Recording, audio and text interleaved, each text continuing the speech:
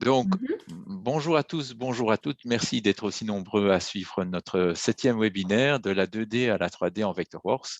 Et pour ceux qui prennent nos webinaires en route, avant tout, bienvenue. Et je vous rassure, comme disait Anaïs, vous aurez la possibilité de revoir l'ensemble des précédents épisodes. Pour ceux qui nous suivent depuis le début, je voudrais d'abord les féliciter parce que il faut être tenace, mais vous voyez, je pense que ça paye tout doucement. En tout cas, votre retour est vraiment très positif. L'agenda de ce jour, donc Anaïs vous l'a présenté succinctement, il sera composé du sujet modéliser une toiture et sa charpente. En fait, suite à plusieurs questions et demandes de nos différents clients, il nous a semblé utile de vous proposer ce thème. Nous désirons vous permettre d'appréhender celui-ci plus facilement et d'utiliser les bons outils, les bons paramètres pour réaliser ce type de projet. Sans plus attendre, laissez-moi vous présenter les personnes qui sont avec moi je dirais dans la présentation et dans le chat aujourd'hui. Il y a Philippe Breuls pour le support, Anaïs pour la présentation et moi-même qui serai là pour la partie commerciale du logiciel. Donc, si vous avez des questions à ce sujet-là, n'hésitez pas à me les poser via le chat. Pour la partie technique de ce webinaire, donc, je vous signale que si vous avez un problème, n'hésitez pas à le soumettre via le chat, tout en bas à droite. Sinon, pour les questions, comme disait Anaïs, c'est le bouton Q&A qui se trouve aussi en bas, mais du côté gauche. Philippe et Anaïs se feront aussi un plaisir de répondre à vos questions. Et pour les questions qui seraient un peu plus spécifiques, nous vous proposons de reprendre contact avec vous dans un second temps pour y répondre. Enfin, à la fin de chaque webinaire, nous vous laisserons nos coordonnées, une adresse email pour vous permettre de rentrer en contact avec nos équipes support si vous en avez besoin. Ce webinaire est enregistré, donc vous pourrez le revoir à volonté. Et pour ceux qui ont manqué les premiers épisodes, ils auront la possibilité de les revoir. En effet, à la fin de chaque épisode, un email vous sera envoyé avec un lien vers l'épisode enregistré. Et ce lien reprendra aussi les précédents épisodes. Dans l'email que vous recevrez, vous aurez aussi un lien vers le fichier Vectorworks utilisé lors de la présentation. Ceci vous permettra de vous entraîner avec et aussi de découvrir sa structure. Il est temps pour moi maintenant de passer la parole à Anaïs. Anaïs, j'espère que tu es prête. Alors oui, je suis prête. Donc j'espère que vous voyez tous mon écran. Je vais juste continuer, vérifier que tout est bien réglé et nous allons pouvoir commencer. Donc le thème de ce jour est un thème très important en architecture et qui pose beaucoup de questions. En général, ce sont tout ce qui concerne les toitures, comment en créer une et comment les adapter à des situations particulières. Il y a beaucoup de façons différentes de créer des toitures sur Vectorworks et différentes solutions en fonction de vos projets. Mais nous allons voir du plus simple, de la solution la plus simple à la plus complexe.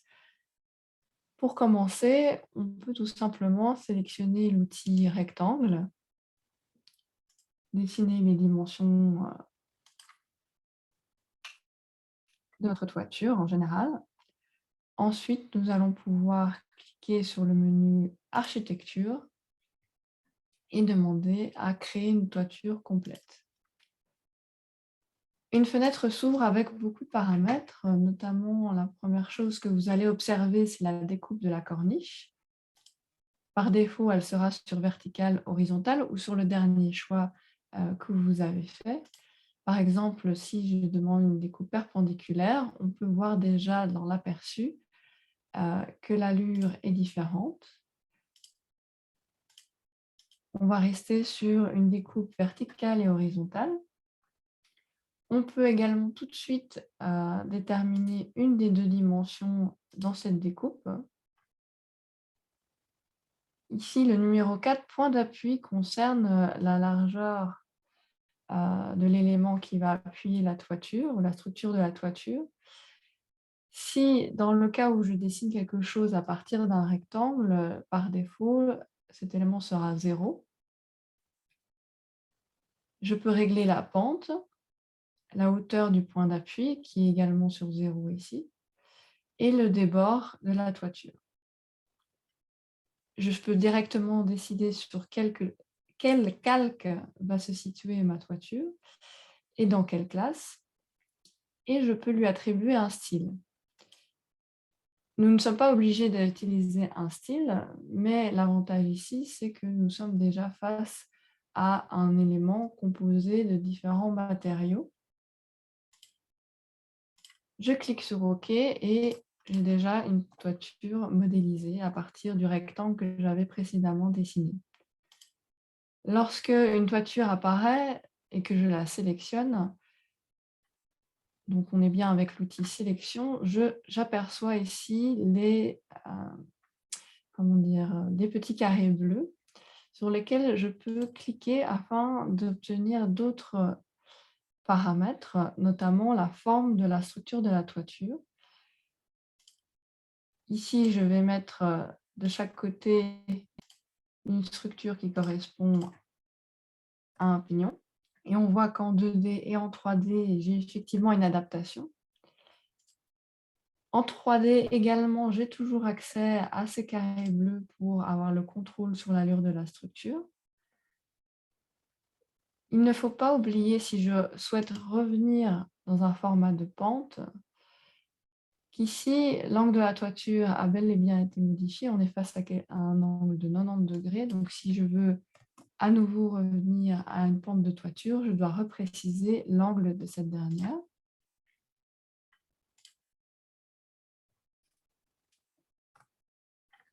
Une fois que nous avons dessiné quelque chose à partir d'un rectangle, on peut se demander comment adapter la géométrie de la toiture pour quelque chose d'un peu plus complexe ou d'un peu plus personnalisé. Il y a une possibilité, déjà quand la toiture est modélisée, c'est d'utiliser l'outil ici de base, l'outil ajustement.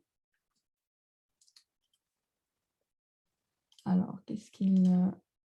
Ah oui, il ne faut pas que j'oublie d'abord de sélectionner la toiture. Ensuite, je clique sur l'outil ajustement qui va me proposer différentes manières de modifier la géométrie, mais également si je souhaite ajouter ou enlever un sommet, donc un point de contrôle de cette fameuse géométrie.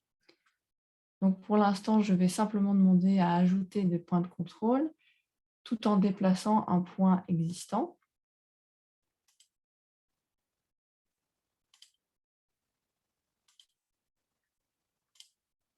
Et on voit que je commence à obtenir une forme un petit peu spécifique. Alors, voyons déjà ce que ça donne dans la première option.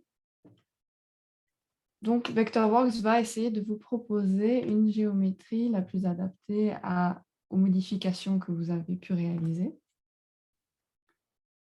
Donc là, ce n'était peut-être, on va recommencer depuis le départ pour faire quelque chose d'un peu plus parlant. Donc, je dessine un rectangle, je demande à créer une toiture complète.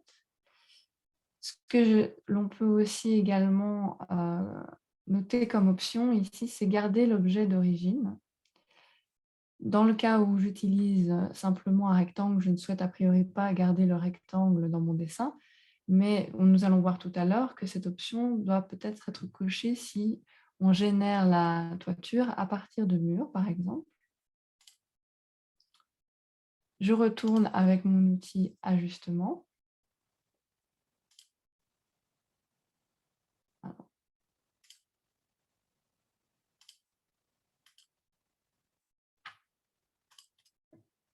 Donc là, évidemment, je dessine sans mesure, etc.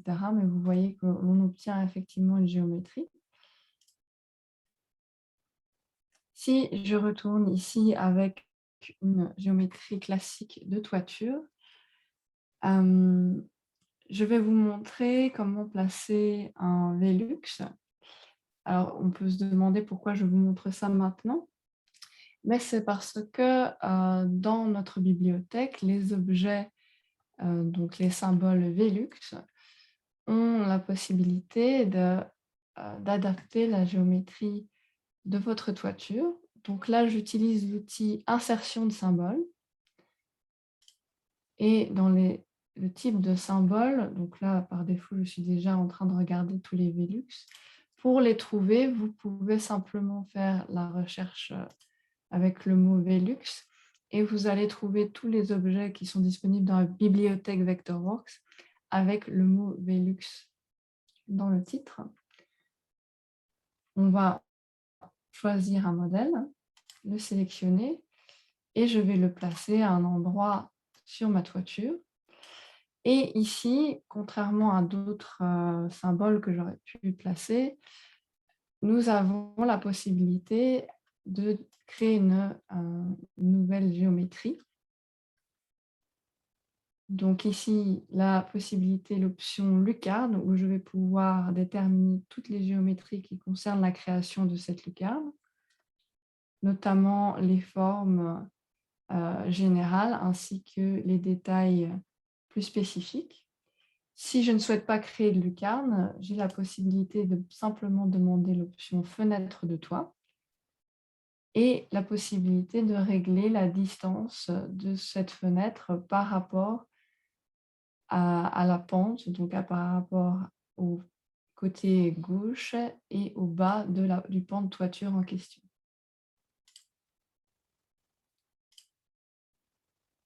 Si je souhaite modifier par après la position de ce Velux, ou simplement si je souhaite revenir à la possibilité de mettre une lucarne, on voit qu'un nouveau point de contrôle est apparu.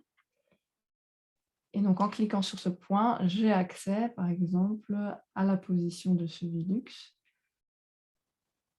Ici, je vais changer pour 600. Et on voit que la position a bel et bien changé par rapport à l'extrémité gauche du pan de toiture.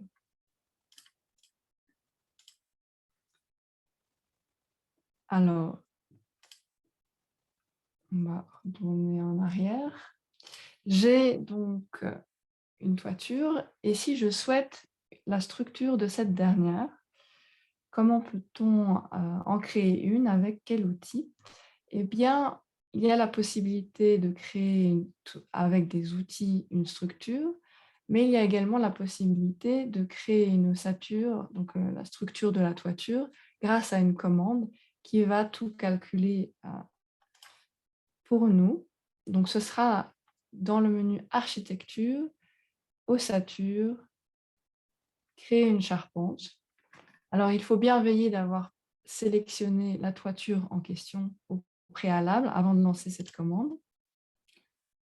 Dans la fenêtre qui s'ouvre, nous allons pouvoir décider quels sont les éléments que l'on souhaite créer ou non. Donc, dans l'onglet chevrons, j'ai bien coché ici que je souhaitais créer des chevrons. Je décide également quelle section je souhaite utiliser et d'autres paramètres pour positionner ces différents éléments. Par exemple, l'entrée, je ne souhaite pas en créer, donc ceci est décoché. Ce sera de même pour les pannes sablières, les pannes où je vais pouvoir, par exemple, créer des pannes selon un anthrax de 150 cm. De même pour le fêtage. Ici, je n'ai pas besoin de ces éléments dans ma structure. Je clique sur OK. Je laisse calculer et on voit que toute une série d'éléments est apparue. Dans la palette Info-Objet, on voit que 102 pièces de charpente ont été générées. Donc, elles ont été calculées depuis la forme de ma toiture. A priori, en 3D, on ne voit pas la différence, mais on peut apercevoir en regardant en dessous que quelque chose est bel et bien apparu. Si je supprime l'élément de toiture, la charpente, elle, est toujours là. Et on voit que j'ai accès à tous les éléments de cette dite charpente. Si jamais la structure qui vous a été proposée par défaut ne vous convient pas ou qu'il y a quelque chose à adapter, vous voyez que vous avez le contrôle sur l'élément en question. Dans la palette Info-Objet, vous pouvez avoir accès aux dimensions, aux différents biseaux qui ont été décidés. Et si Alors, ici, par défaut, en 2D, la représentation n'est pas idéale, mais ça, on peut le régler depuis la palette des attributs. Donc, je vais mettre un petit peu de couleur pour qu'en plan, on puisse voir de quoi il s'agit. Ici, vous voyez que vous avez également des points de contrôle pour modifier les dimensions d'un élément. Et ça apparaît également en 3D. Donc ça, c'est toujours utile si à un moment donné, vous avez une particularité, vous savez que vous avez le contrôle grâce au fait que ce sont des éléments séparés et qu'il y a autant de pièces de charpente que nécessaire. Donc voilà une première commande de découverte pour réaliser la structure de votre toiture. Il y a également une autre possibilité. Nous ne sommes pas obligés de générer d'un coup toute une toiture à la fois. On peut régler soi-même l'allure de la toiture en créant uniquement des pans de toiture. Cela est possible un peu comme la première méthode que je vous ai montrée, grâce à un outil de géométrie simple, par exemple rectangle. Je dessine un élément. Dans le menu architecture, je vais cliquer sur créer un pan de toiture. Je vais pouvoir déterminer la pente sur différents éléments de géométrie, soit à partir de l'angle, soit à partir d'une dimension hauteur-largeur. Si je mets directement l'angle qui m'intéresse, ici 35 degrés, les dimensions hauteur-largeur me seront proposées par défaut. Donc, on peut partir de ce réglage-ci pour affiner le résultat avec ce réglage suivant. À nouveau, je peux déterminer tout de suite quel sera le style de la toiture. Quand je clique sur OK, rien ne va se passer. C'est parce que nous avons besoin de définir quel sera le bord inférieur du pan de toiture, donc la gouttière. Il va falloir que je fasse un premier clic, puis un second clic, et enfin un dernier clic pour déterminer de quel côté sera effectivement le pan de toiture. Et lorsque je passe en 3D, on voit que mon rectangle est effectivement devenu un pan de toiture. Comment est-ce que nous allons pouvoir jouer un petit peu avec ceci? Je vais créer un second élément, toujours avec l'outil rectangle. Je retourne dans le menu architecture et je clique à nouveau sur créer un pan de toiture. Je veux toujours un angle de 35 degrés. Je détermine de quel côté sera effectivement le pan de toiture et on voit que quelque chose est apparu. Cet élément, je peux le repositionner. Vous commencez à connaître un petit peu. Ah oui, alors il faut que je fasse attention. Donc j'ai utilisé l'outil translation duplication, mais j'étais en train d'utiliser un mode qui copie et distribue. Donc là, je veux simplement utiliser le mode déplacer. Et on va passer, par exemple, ici, cet élément. On voit que effectivement, en 3D, il y a quelque chose un élément qui traverse l'autre, mais en 2D, la représentation est encore un petit peu abstraite. Pour régler ceci, je vais sélectionner les deux éléments et je vais cliquer sur l'outil joindre combiner. Je veille à garder le premier mode. Et en cliquant sur chaque élément, je vois que la géométrie de l'un s'est adaptée à la géométrie de l'autre. Donc, assez simple et rapidement, je peux régler ce genre de combinaison. Grâce à ceci, grâce à l'outil miroir, je vais dupliquer en miroir cet élément. Et maintenant, j'aimerais faire un percement automatiquement dans le premier pan de toiture. Il y a différentes manières de le faire, mais une manière assez simple, c'est de sélectionner tous les éléments et grâce à un clic droit, demander à retrancher les surfaces. Et on voit qu'il y a un percement qui a été fait automatiquement. Alors, si ce percement ne vous convient pas, il y a d'autres manières de procéder. Si vous savez exactement quelles sont les dimensions du percement dans le plan de votre toiture, vous pouvez utiliser un outil de dessin 2D. Donc, je reprends toujours mon fameux rectangle. Je dessine une dimension. Je sélectionne à la fois le rectangle et le pan de toiture. Un clic droit. Je redemande à retrancher les surfaces. En 3D, on voit bien que quelque chose s'est passé. Ici, ce qui reste finalement, ce n'est que le rectangle que je peux supprimer. Donc, vous avez différentes manières de procéder, mais toujours la possibilité d'adapter au cas par cas et de percer ou même d'ajouter des surfaces à votre pan de toiture. Alors, maintenant, nous sommes en architecture. La plupart du temps, nous avons des murs qui se relient à notre toiture. Donc, comment utiliser ça sur Vectorworks? Je vais supprimer ce que l'on voit ici.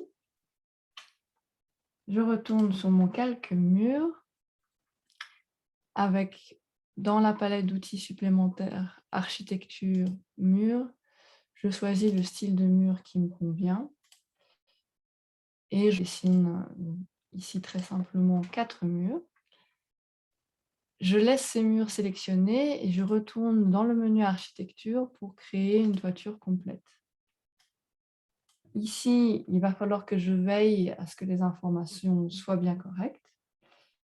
Numéro 4, point d'appui, il a placé une valeur qui ne correspond pas toujours à la valeur de la largeur du mur. Donc ici, je sais que l'épaisseur de mes murs sont de 40 cm, donc je peux, si je le souhaite, notifier que le point d'appui est bien d'une épaisseur de 40 cm. De même pour la hauteur du point d'appui, je la règle. Par contre, je sais que ma toiture, je ne veux pas qu'elle se place dans le calque 00 mur, mais dans le calque 00 toiture. Je vous rappellerai pourquoi c'est important. Et ici, comme j'ai pu le dire tout à l'heure, c'est important de bien cocher « Garder l'objet d'origine » parce que je ne veux pas que mes murs disparaissent. Donc, je clique sur OK. Nous avons ici un premier résultat. Seulement, comme nous allons le voir tout de suite, lorsque je demande à ce qu'il y ait des pignons dans la structure de ma toiture, les murs n'adaptent pas leur géométrie. C'est normal, ils ne sont pas liés, ou ils ne peuvent pas calculer ça tout seuls, il va falloir leur demander de calculer. Donc ici, je suis avec mes murs, je vais simplement sélectionner l'ensemble des murs, aller dans le menu architecture et cliquer sur la commande joindre mur aux objets. Je vais pouvoir spécifier de quel côté m'intéresse, donc c'est bien le haut du mur que je souhaite joindre à un objet. Et ce sont les objets qui se situent sur le calque, donc 00 toiture. C'est pour ça que c'est important de placer la toiture sur un autre calque que vous pouvez nommer comme vous le souhaitez. Mais ici, on l'a nommé comme ceci. Le bord de jointure des murs, c'est en fonction des éléments, excusez-moi, c'est en fonction du raccord que vous souhaitez entre le mur et la toiture. Le plus souvent, on va demander un raccord par rapport au bord gauche. Je clique sur OK et là, on voit qu'effectivement, les murs ont adapté leur géométrie par rapport à l'allure de la toiture. Si ça ne fonctionne pas ou que vous rencontrez des difficultés à ce moment-là, cela peut être dû à différentes choses auxquelles on n'a pas fait attention ou parce qu'on a modifié à un moment donné certains paramètres. Alors, à quoi il faut faire attention pour bien relier vos murs à votre toiture? Eh bien, donc la première chose dont nous avons parlé, c'est de bien placer la toiture sur un autre calque. La seconde, c'est dans le style du mur, bien vérifier les différentes hauteurs des composants et à quel niveau ils sont raccordés. Donc, nos murs par défaut sont faits pour fonctionner automatiquement et le mieux possible avec les différents styles de toiture, de murs, etc. dans vos projets.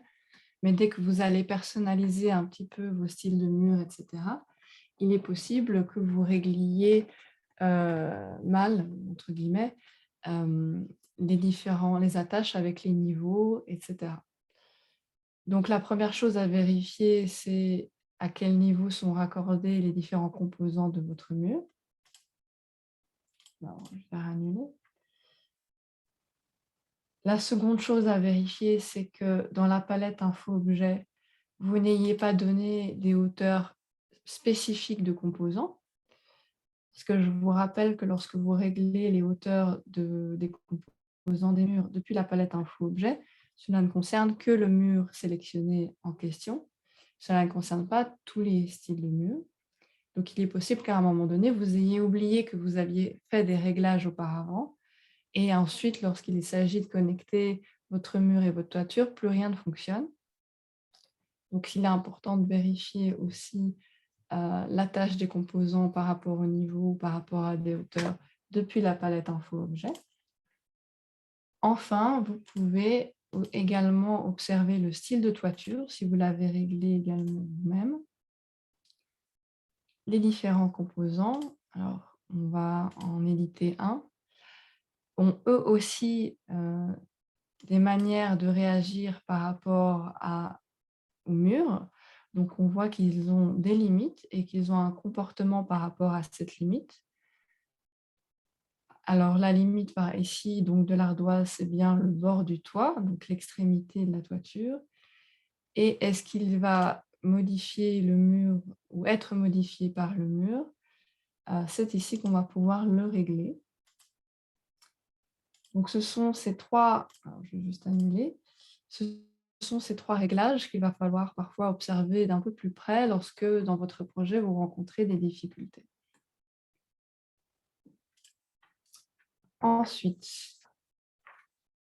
la semaine passée, nous avons vu que j'avais séparé les différents composants de la toiture afin de pouvoir mieux régler les détails dans ma coupe.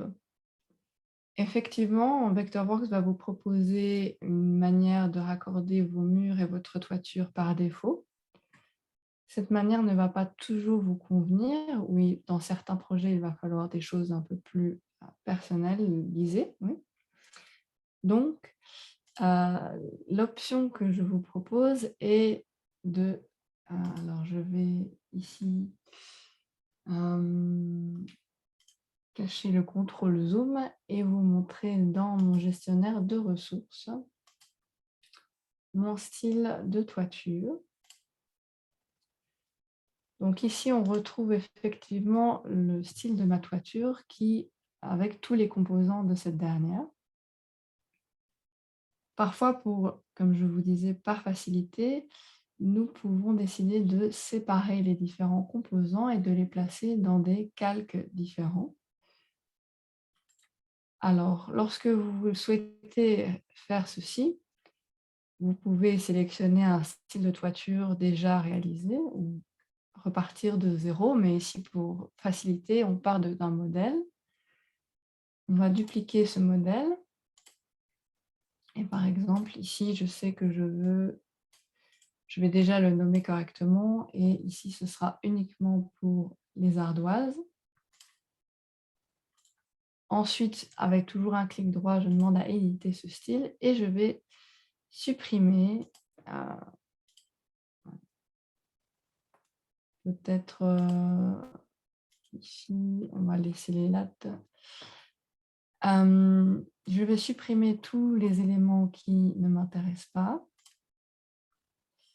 pour finalement ne garder que, bon, je vais aussi supprimer ceci, pour finalement garder uniquement les composants qui m'intéressent et je clique sur OK.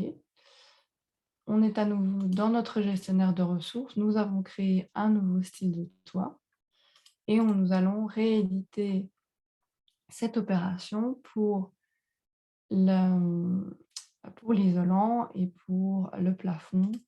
Donc, par exemple, les plaques de plâtre, en l'occurrence, ici.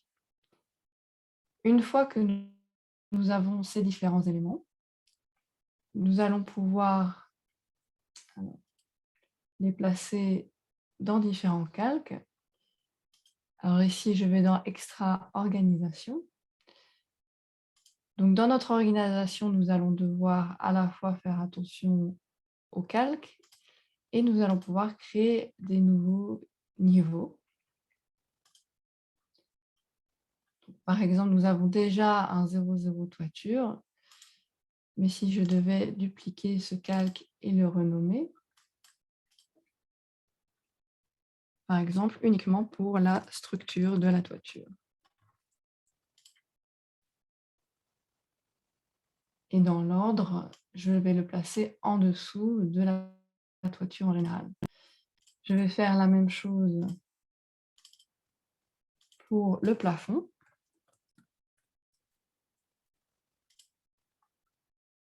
Et je vais le placer ici aussi en dessous de la structure, excusez-moi. Alors, nous ne sommes pas obligés de créer des niveaux de construction par rapport à cela, mais cela peut faciliter les différentes connexions que l'on voudrait faire entre les composants des murs et notre toiture. Donc ça, à nouveau, je vous rappelle, on sélectionne le niveau général, donc ici le niveau rez-de-chaussée. On demande à créer un niveau de construction. Je clique ici sur nouveau niveau, par exemple. Je peux prendre un niveau de référence déjà existant, ou là, je n'en prends pas, 100. Je vais donner directement un niveau par rapport à l'étage. Ça peut rester ici par défaut. On commence toujours par 0 et après, vous pouvez adapter en fonction de votre projet.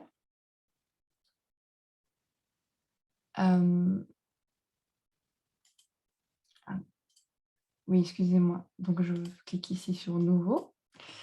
Et je veux un nouveau niveau de construction pour, eh bien, par exemple, le plafond. Et je clique sur OK. Ah, pardon, il est déjà là. Alors ici,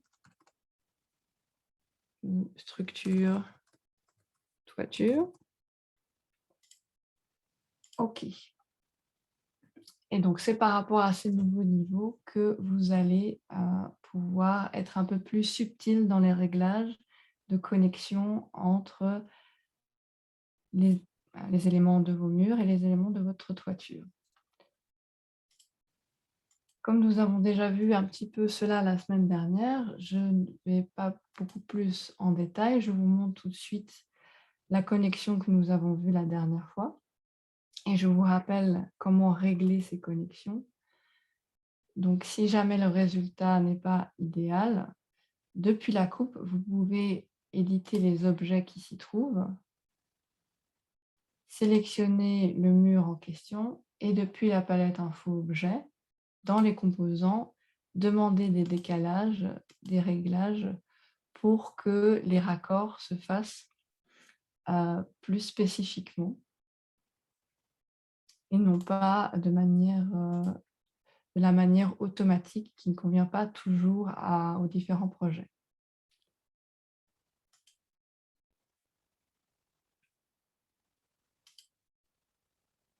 Donc, la dernière chose que je vais vous montrer, c'est vraiment quand quand aucune des solutions dont nous avons pu aborder ici ne vous convient, il faut quelque chose d'assez spécifique ou une représentation très pointue, nous pouvons simplement dessiner la toiture avec les éléments que nous avons vus tout à l'heure, les pièces de charpente.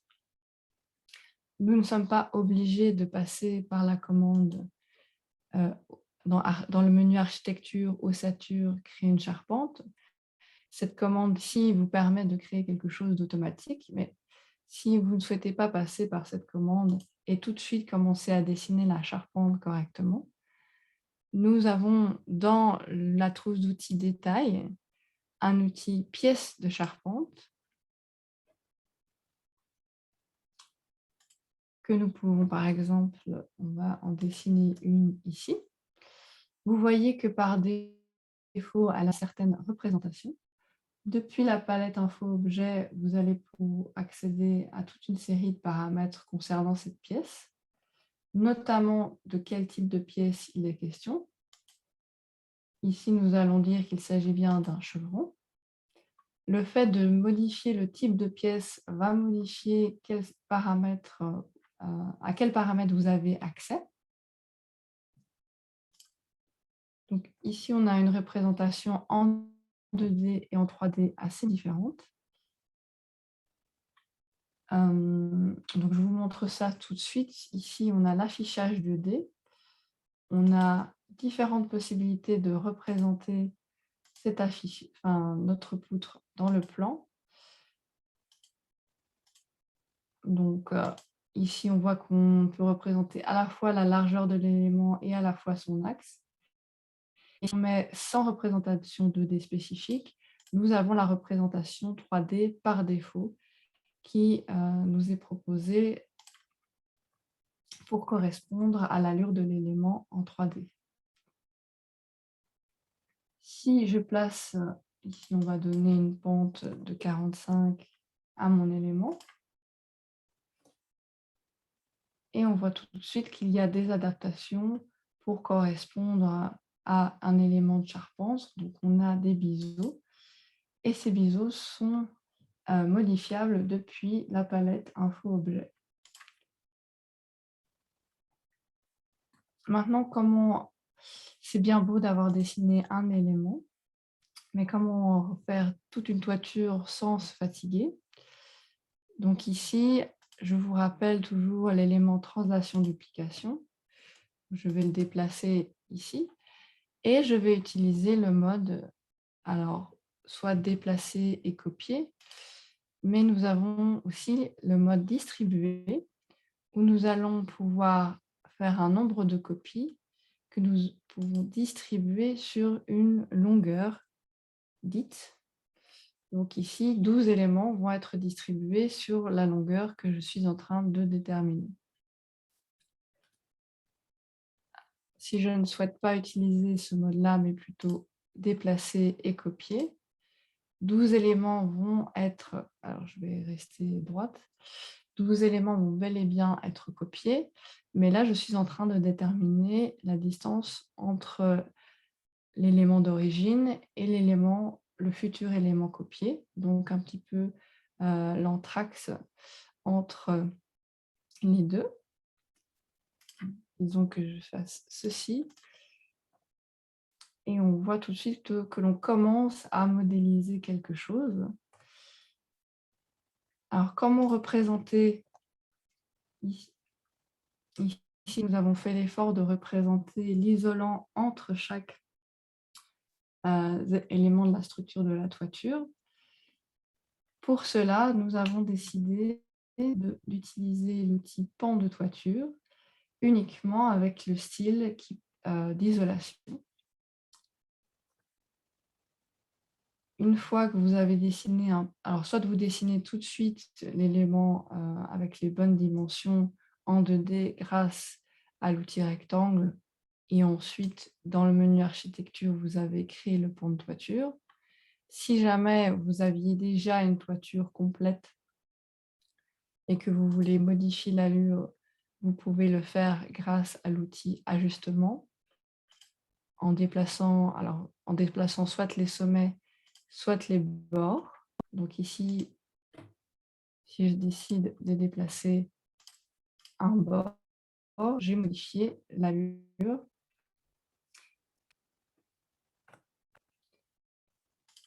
Et on utilise la même technique avec l'outil translation-duplication pour placer tous ces pans de toiture à travers la structure. Évidemment, cette solution prend un peu plus de temps. Donc, pour les éléments classiques, ce n'est pas la première option vers laquelle on va se tourner, mais c'est une possibilité lorsque vous avez quelque chose de plus spécifique. Vous savez que vous avez accès à des outils qui vous permettent de faire du sur-mesure.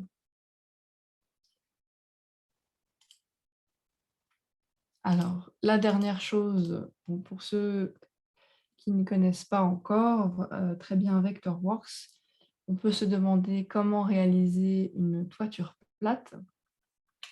Alors, pour cela, nous n'allons pas utiliser un outil toiture, mais nous allons utiliser l'outil plancher qui est dans la trousse d'outils architecture. Donc, je dessine par exemple quelques murs et avec l'outil plancher, je vais tout de suite sélectionner dans les styles BIM-BE, je peux tout de suite sélectionner des finitions ou de toiture ou les éléments constructifs de la toiture plate. En l'occurrence, par exemple, je prends ceci. Je peux utiliser soit le mode d'après-mur où je vais sélectionner chaque mur concerné, ou alors l'outil d'après-remplissage où je vais déverser avec mon seau ma toiture plate. Ici, comme il s'agit d'un plancher, la hauteur ne sera pas réglée forcément comme vous le souhaitez. Mais vous pouvez régler ceci en allant dans la palette Info Objet et en réglant à quel niveau va se raccrocher la structure de la toiture. Ou simplement, ici, vous avez accès au décalage. Donc, on va mettre, je vous avoue, je n'ai pas révisé, il y a 2,85. Et nous avons un début de toiture plate.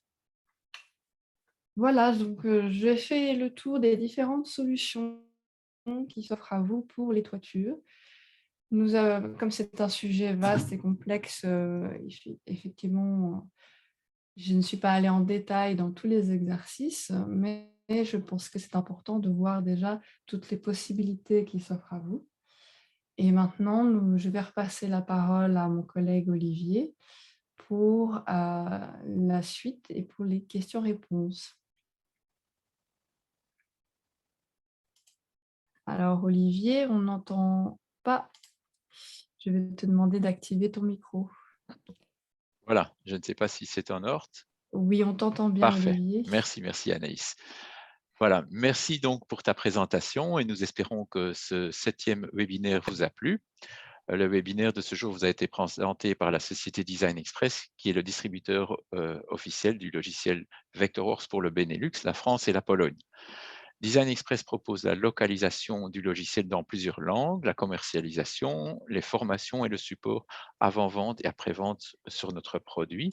Nous servons actuellement plus de 20 000 clients dans le secteur de l'architecture, architecture d'intérieur, les paysagistes, le monde du spectacle et l'événementiel. Nous allons donc, comme disait Anaïs, passer à la question des questions-réponses et nous sommes là pour y répondre. D'ailleurs, Philippe et Ségolène sont aussi présents et vous attendent. Je vois qu'on est plus de 60 personnes, donc ça nous fait vraiment plaisir que vous soyez aussi nombreux à nous suivre. Alors, je regarde un peu vos questions dans les questions et réponses, donc Q&A. Il n'y a pas encore beaucoup de questions, n'hésitez pas. Évidemment, bon, on fera de notre mieux pour répondre aux questions par rapport au webinaire de ce jour. Si c'est un petit peu plus spécifique, on prendra plutôt le temps de vous répondre par message. Donc si vous nous contactez, via, nos différentes adresses email, on pourra alors plutôt regarder votre fichier avec vous et prendre le temps, heu, de réfléchir parce que nous ne savons pas tout. Toutes les situations sont parfois un petit peu spécifiques et le sur-mesure, ce n'est pas toujours évident, mais on y arrive toujours, d'une manière ou d'une autre. Oui, et pour ceux qui ont une version standard et qui voudraient tester une version, architecture, bien entendu, ils peuvent nous envoyer un petit mail, on leur enverra un code démo qui permettra de faire, ces tests. Alors, Est-ce que tu vois quelques questions dans oui, alors je vois que quelqu'un avait posé la question de comment obtenir les fichiers en version 2020. Alors effectivement, tous les fichiers que nous vous envoyons sont en version 2021. Nous pouvons vous envoyer certains fichiers essentiels en version 2020. Nous ne pouvons pas tous les envoyer et c'est exclusivement pour la version 2020 et pas pour les versions, plus anciennes parce que sinon, ça demanderait petit peu trop de temps de notre côté. Mais c'est possible si vous envoyez un email, à l'équipe, vente, je me chargerai de leur transmettre ce qu'il faut pour vous communiquer les fichiers en version 2020 et que vous regardiez un petit peu et vous vous entraîniez. il faut savoir aussi que depuis plusieurs années, on essaye de vous fournir Vectorworks avec des fichiers types, pour que vous ayez beaucoup plus facile à travailler. Donc ici, on a un fichier BIM qui est livré directement avec un métrait qui est, aussi intégré. Donc on essaie de simplifier. Donc suite à vos questions et demandes, on essaie chaque fois de vous donner des documents de démarrage beaucoup plus évidents et beaucoup plus faciles pour vous. Alors, je vois une question, vous avez montré qu'on peut faire un raccord entre 2 pans de toiture. Peut-on faire la même chose entre 2 toitures complètes et créer des nous? Alors oui, il me semble bien que c'est possible pour justement créer des, toitures complexes. Et alors je n'ai pas testé ça récemment, mais on utilisera à mon avis le même type d'outil, pour, comment dire? Associer les toitures entre elles. Je peux essayer ça tout de suite en attendant, mais il faut que je regarde un petit peu les autres questions.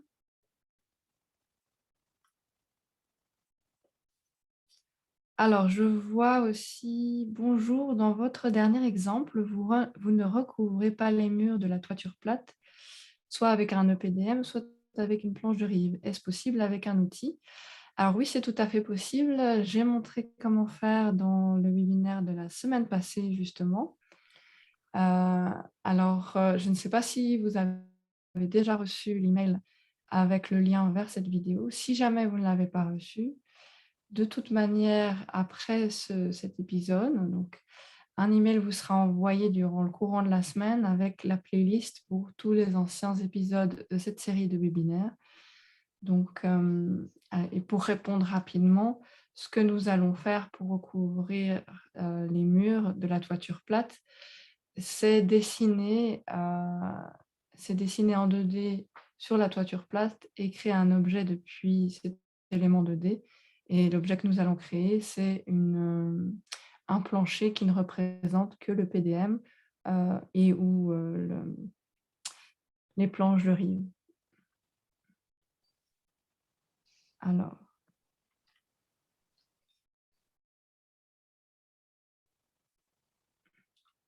hem Et aussi, par rapport au fichier, premier fichier d'exemple, il faut savoir que notre marketing a permis que maintenant, dans les vidéos que vous allez voir, donc si vous revenez même aux premières vidéos, vous aurez accès aussi à chaque fois aux fichiers qui avaient été utilisés dans les premières vidéos, les vidéos 2, 3 et 4 et ainsi de suite. Est-ce qu'il y a encore d'autres questions qui sont Alors arrivées? oui, je Ah, cherche, parfait. excusez-moi, ou j'attends un petit peu, je lis tout en attendant. Hem Et j'essaye de voir si je peux répondre à vos questions.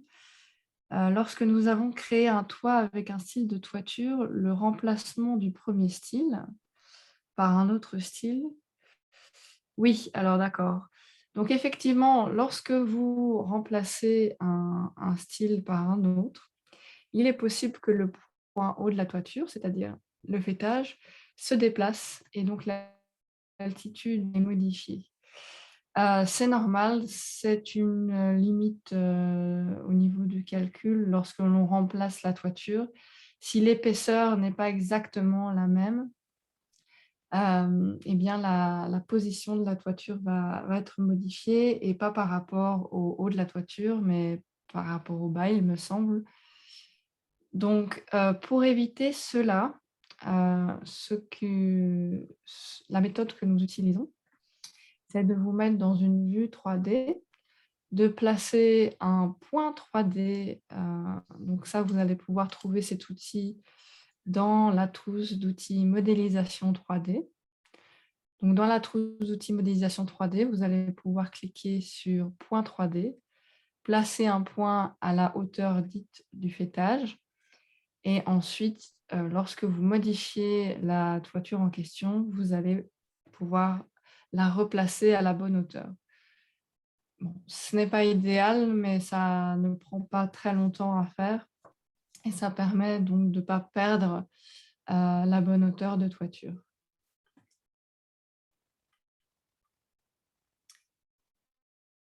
Mmh, donc j'attends un petit peu vos questions. Je pense avoir répondu un petit peu à tout. Heu, oui, c'est un petit peu calme au niveau des questions et réponses. Je sais que les gens ont quelquefois un peu peur de poser une question en se disant: «Oui, mais c'est une bête question, on va me prendre pour un fou». Mais non, on est là vraiment pour vous aider, donc n'hésitez pas. Si c'est des questions plus complexes, c'est de notre côté, on prendra un peu plus de temps pour y réfléchir. Mais donc pour les questions même simples par rapport à la toiture, pour ceux qui débutent, n'oubliez pas que ici, les séminaires, c'est vraiment pour les gens qui commencent comme les gens qui ont déjà un niveau un peu plus avancé. Donc il ne faut pas hésiter à poser une question qui vous semble stupide, on essayera d'y répondre et voilà. Donc, Oui, oui, bah, tout à fait. Moi après je ne sais pas tout, je vous avoue, parfois ce sont des sujets complexes, et puis si on ne l'a pas fait récemment, on doit chercher un petit peu avec vous comment réaliser. Mais, mais bon, si vous avez une question sur ce que j'ai pu montrer aujourd'hui, surtout n'hésitez pas, même si c'est, alors je vois une nouvelle question. Pourra-t-on modifier la pente des pénétrations? Oui, tout à fait. Vous pouvez modifier la pente des pénétrations, seulement le percement ne va pas s'adapter parce que c'est une opération d'une fois. On a demandé un percement, enfin, on a demandé que la première pente de toiture soit modifiée, son allure est modifiée définitivement et cela ne va pas s'adapter automatiquement si on modifie, le second pan de toiture. Donc, ce qu'il faudra faire, c'est réadapter donc ou retrancher à nouveau, les éléments pour que le percement s'adapte et si le percement ne convient plus, il ne faut pas oublier que vous avez également la possibilité d'additionner les surfaces. Donc vous pouvez, redessiner la surface que vous voulez combler, faire un clic droit et cliquer sur additionner les surfaces pour revenir, on va dire, à la situation initiale ou adapter le percement qui a été réalisé au préalable. Donc, voilà, ça c'est bon à savoir, c'est que lorsqu'il s'agit des percements, ce n'est pas paramétrique, c'est nous qui avons chipoté, donc c'est ensuite à nous de redessiner en conséquence si on fait une modification.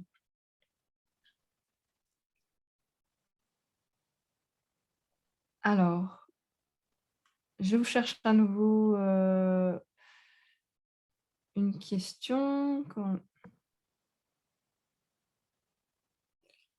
Alors oui, alors je vois la question, bon, Ségolène a déjà, répondu, mais pour ceux qui ça pourrait intéresser, Parfois, vous avez une toiture à double pente.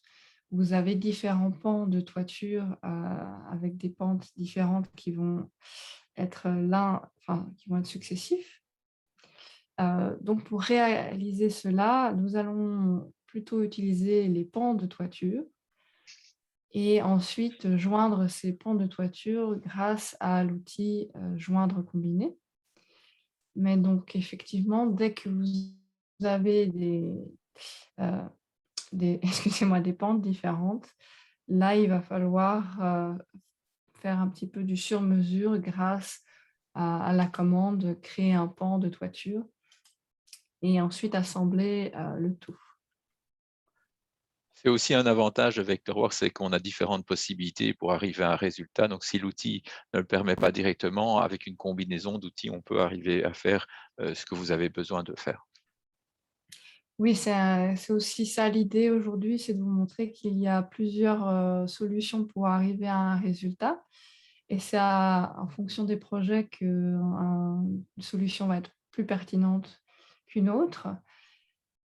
Tout ne peut pas être toujours paramétrique et s'adapter parfaitement parce que sinon, on ne fait plus que des maisons très typées et dans certains cas, on a besoin de choses plus spécifiques. C'est aussi l'objectif de Vectorworks, c'est de laisser un peu plus de liberté et de possibilités aux designers en général et aux architectes pour s'adapter aux différentes situations et ne pas être limité par l'outil.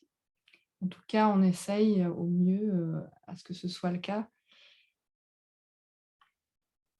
Je ne vois plus d'autres questions. Bon, Bon, je vous propose d'attendre encore 1 ou 2 minutes, mais après nous devrons clôturer ce webinaire. J'espère qu'on a répondu, l'air de rien, à pas mal de vos questions. Et n'oubliez pas, si vous avez encore d'autres questions, ce n'est pas la dernière fois qu'on peut se se discuter parler. ensemble. Il y a également via notre site web, donc vectorworks.fr ou vectorworks.be, vous pouvez aller dans le menu Aide et tout en bas, vous verrez que vous pouvez soit nous envoyer un message, donc créer un ticket, ou nous appeler pour qu'éventuellement on regarde votre projet ensemble. Alors, je peux peut-être déjà dire aussi que donc, la semaine prochaine, on aura donc, le 8e épisode. Donc, ce sera le 20 septembre et le thème sera les généralités du BIM. Pour ceux qui désirent aussi d'aller plus vite, je vous rappelle qu'il est aussi possible de suivre des formations privées. Je peux vous renseigner, bien entendu, sur les conditions et les possibilités qui sont offertes, donc n'hésitez pas à me contacter après ces séminaires. Par la même occasion aussi, je voulais vous signaler que sur notre site internet designexpress.eu, vous pouvez trouver les prochaines dates de nos formations en présentiel. Nous avons donc pu recommencer les formations. Via le menu formation, vous pouvez choisir la formation en fonction de votre secteur d'activité. Et de même, dans ce menu, vous retrouvez une nouvelle rubrique qui s'appelle Entraînez-vous, qui a été créée par ma collègue Ségolène, qui est dans le chat ici, et elle vous propose différents exercices pratiques à réaliser pour que vous puissiez améliorer vos compétences et aussi essayer de nouveaux outils en Vectorworks. Tout à fait. Alors, je vois une dernière question. Pouvez-vous me dire comment représenter lors d'une rénovation une toiture qui doit être démolie et remplacée par une nouvelle? Comment marquer la différence dans le style de trait simplement? Alors, c'est une bonne question. Nous avons, heu, nous avons un modèle de fichier qui propose par défaut des classes, qui permettent d'adapter, heu, justement les styles de traits pour ce qui est à démolir, à construire ou mais pour la toiture, en 2D, je vous avoue que je n'ai pas essayé. Donc alors je vais chercher rapidement. Si jamais, alors si jamais mais j'ai perdu la question, elle est partie. Bon, alors je vais essayer d'y répondre. Si je n'y arrive pas, je regarde rapidement. N'hésitez pas du coup à nous envoyer un message. Je ne sais pas si mes collègues ont une idée pour modifier la représentation en 2D. Mmh, oui, alors, à mon avis, il faudra créer 2 styles de toits, différents et pour chaque matériau, effectivement, jouer avec les classes, pour jouer avec la représentation de ceux-ci. Je pense que c'est possible, mais en tout cas, de ce que je vois, il faudra de toute manière créer 2 styles de toiture, pour jouer avec la représentation et donc savoir quel sera l'élément à détruire et quel sera l'élément, à garder ou à construire. Bon, j'espère avoir réussi à répondre à votre question. Je vois quelqu'un qui pose la question: «Pourriez-vous faire une séance sur la création de fenêtres?» Alors ça a déjà été fait. C'était, donc avant l'été, un des épisodes, sur les menuiseries. Donc on a passé, la majorité de l'épisode en question à parler uniquement de la création de fenêtres grâce aux outils de menuiserie. Donc Donc, il ça, vous à sera nouveau, facile, oui, voilà, de c'est dans la revoir ça playlist. à votre aise dans la playlist, oui. À nouveau, c'est la playlist qui vous sera communiquée par email, par l'équipe, désignée. Excusez-moi, je n'arrive plus à parler. Ça vous sera communiqué et donc vous aurez accès à toutes les vidéos, et vous pourrez les revoir à volonté. Mais pour ça, il faut attendre, l'email en question si c'est votre première inscription aujourd'hui. Bon et bien, je crois que nous avons fait le tour. Et je suis très heureuse si ça vous a plu. Je vous remercie d'avoir assisté à l'épisode et bien, la semaine prochaine, je ne vais plus présenter les épisodes. Ce sera mon collègue David qui va reprendre pour vous expliquer un peu le BIM et voilà. Je crois Oui, c'est une fin de journée. oui, on vous souhaite en tout cas une très bonne fin de journée à vous et un bon début de semaine. À très bientôt en tout cas. À bientôt, merci à tous. Au revoir. Au revoir.